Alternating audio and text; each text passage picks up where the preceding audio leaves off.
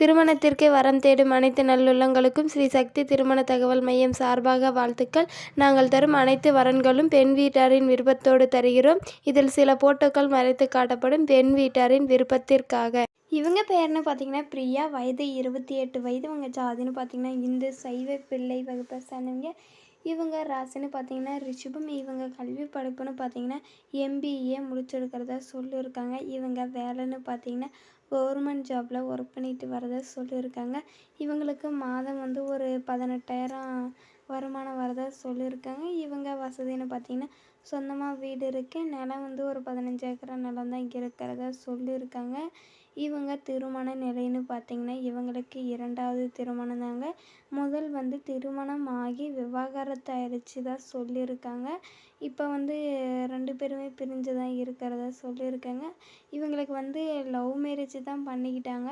இருந்தாலையும் ஒரு 2-3 மாதத்துலேயும் இவங்களுக்குள்ள ஒரு பிரச்சனை வந்ததுனால அவங்க வந்து 2 பேருமே பிரிஞ்சிட்டாங்க. இப்போ வந்து நல்ல மணமகனாக வேணும், வேறு மணமகன் நல்ல மணமகனாக வேணும், எந்த குறையும் இல்லாத என்னை வச்சு நல்லா பார்த்துங்கன்னு சொல்லியிருக்காங்க. இவங்க சொந்த ஊர்னு பார்த்திங்கன்னா ஊத்தங்கரையில் தான் இருக்கிறத சொல்லியிருக்காங்க. இவங்க வந்து ரொம்ப நல்ல பொண்ணு, நல்லா வச்சு பார்த்துப்போன்னு சொல்லியிருக்காங்க. இப்போ வரக்கூடிய மணமகன் வந்து படித்தவராக இருக்கணும் அப்படின்னு சொல்லியிருக்காங்க. ஏழையாக இருந்தாலும் பரவாயில்ல, எனக்கு சம்மதம்னு சொல்லியிருக்காங்க.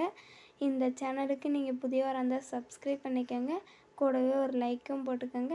பக்கத்தில் இருக்கிற பெல் பட்டனையும் கிளிக் பண்ணி விட்டுக்கோங்க. ஃபோட்டோ மட்டும் மறைச்சி போடுங்க, நேரில் வந்தால் காட்டுறேன்னு சொல்லியிருக்காங்க. இவங்க பெயர்னு பார்த்தீங்கன்னா மதுமிதா, வயது 30 வயது. இவங்க ஜாதின்னு பார்த்தீங்கன்னா இந்து சத்திரியர் வகுப்பை சேர்ந்தவங்க. இவங்க ராசின்னு பார்த்தீங்கன்னா கன்னி. இவங்க கல்வி படிப்புன்னு பார்த்தீங்கன்னா BDS முடிச்சிருக்கிறத சொல்லியிருக்காங்க. இவங்க வேலைன்னு பார்த்தீங்கன்னா டாக்டராக இருக்கிறத சொல்லியிருக்காங்க. இவங்க வசதின்னு பார்த்தீங்கன்னா வீட்டில் தான் இருக்கிறதா சொல்லியிருக்காங்க. வீடு மட்டும்தான் இருக்க, நில வசதியெல்லாம் இது இல்லைன்னு சொல்லியிருக்காங்க.